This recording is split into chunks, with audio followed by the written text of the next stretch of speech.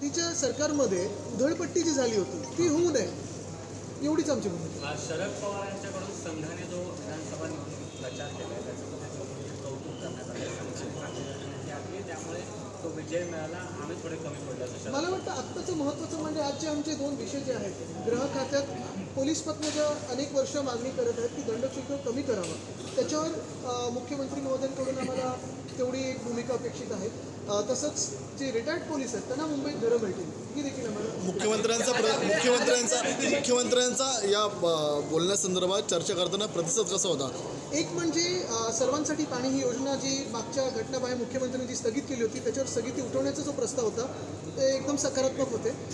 दुसरं म्हणजे पोलीस पत्न्यांचा जो विषय आहे त्याच्यात त्यांनी सांगितलं की कमिटी बसलेली आहे, चर्चा आधी झाली होती, पण आमची विनंती ही आहे की जरा थोडी अजून ह्याला वेग मिळावी. मागील काही दिवसांपासून तुम्ही मुख्यमंत्र्यांना भेटताय, उद्धवजी मुख्यमंत्र्यांना भेटताय, सामनातून कौतुक होतंय, नेमकं हे गणित काय? बघा तुम्हाला एक सांगतो, ह्याच्यात जास्ती काही गुपित असं नाही आहे. एक स्पष्ट आहे की निवडणूक ठीक आहे, आमचा संशय आहे ईव्हीएमवर आहे, कोणाचं सरकार वगैरे हे सगळं आहेच अजून, म्हणजे ईव्हीएमचं सरकार आहे की जनतेचं सरकार आहे, ही सगळी वेगळी गोष्ट.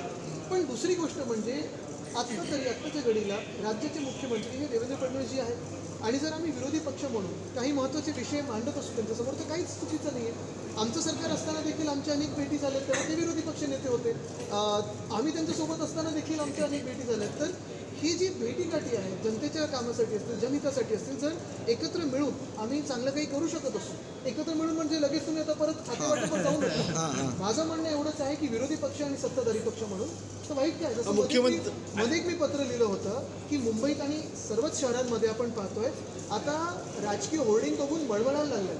अगदी म्हणजे कोणाचं काही छोटं काही असलं तरी 10-12 फुटाचे होर्डिंग लागायला लागले. कुठे ना कुठेतरी जर त्यांनी पहिलं पाऊल टाकलं मुख्यमंत्री महोदय म्हणून, आम्ही पण पाऊल त्यांचं मॅच करू. मुख्यमंत्री देवेंद्र फडणवीसांचं कौतुक सुप्रिया सुळेंनी केलं त्यांच्या कामाचा आढावा घेऊन.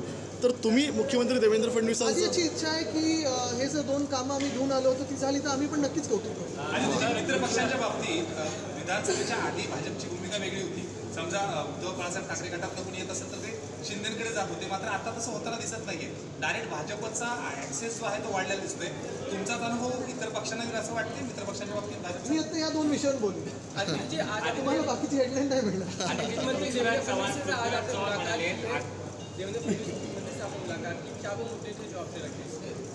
आज मुख्यमंत्री देवेंद्र फडणवीस जी से मुलाकात हुई. मैंने 2-3 डेलीगेशन आए थे साथ में. हमारे साथ आमदार सचिन जी, सुनील जी दोनों थे और बहुत सारे डेलीगेशंस थे.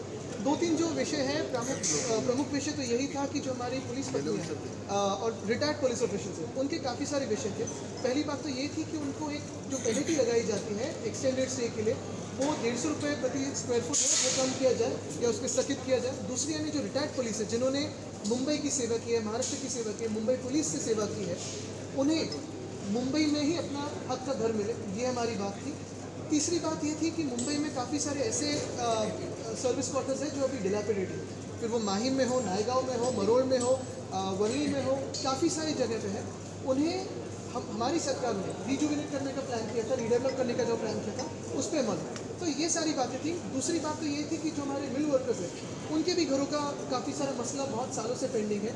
एक मीटिंग उनको भी मिलनी चाहिए, ये हमने विनती की है. तीसरी बात, हमने एक पॉलिसी लाई थी वाटर फॉर ऑल. इस पॉलिसी के तहत मुंबई में जो भी घर है, फिर वो चाहे स्लम्स हो, चॉल्स हो, हाई राइज सोसाइटी हो, हाउसिंग सोसाइटी हो, उनका लीगल स्टेटस न देखते हुए उन्हें पानी मिलना उनका अधिकार है, उनका हक है, यही पॉलिसी कहती थी. और इस पॉलिसी को स्थगित किया था पिछली जो एक अनकॉन्स्टिट्यूशनल सरकार है उन्होंने, उसे वापस वो पॉलिसी को स्थगित से बाहर लाया जाए और उसकी अमल. सर यूपीडी ने कल दिल्ली में आपको सपोर्ट अनाउंस किया है, इस बारे में आप क्या कहना चाहेंगे? कांग्रेस काफ़ी कंट्रोवर्सी क्रिएट कर रही है, कांग्रेस काफ़ी. ये मैं कहना चाहता हूँ कि दिल्ली सरकार ने यानी केजरीवाल सरकार ने जो काम किया है पिछले 10 सालों से हो, या उन्होंने जो स्कूलों के बारे में हो, शिक्षा व्यवस्था हो, स्वास्थ्य व्यवस्था हो, काफ़ी अच्छा काम किया है. पूरी दुनिया में उनकी बातें अच्छी होती रहती है. और अगर दिल्ली वासियों की सेवा करनी हो तो फिर एक बार केजरीवाल सरकार जरूरी है. लेकिन कांग्रेस वहाँ पे अलग थलग पड़ी हुई है. आप इंडिया अलायंस का हिस्सा है, क्या उसका असर राज्य इंडिया अलायंस में केजरीवाल साहब भी हैं, ममता दीदी भी हैं, हम भी हैं, सारे लोग हैं. लेकिन फिर आपका एक लक्ष्य मैं यही लाना चाहता हूँ, महाराष्ट्र में दिल्ली की बात है तो दिल्ली में कर सकते हैं. ये जो विषय है खास करके वाटर फॉर ऑल, ये काफ़ी इंपॉर्टेंट है. धन्यवाद. आदित्य जी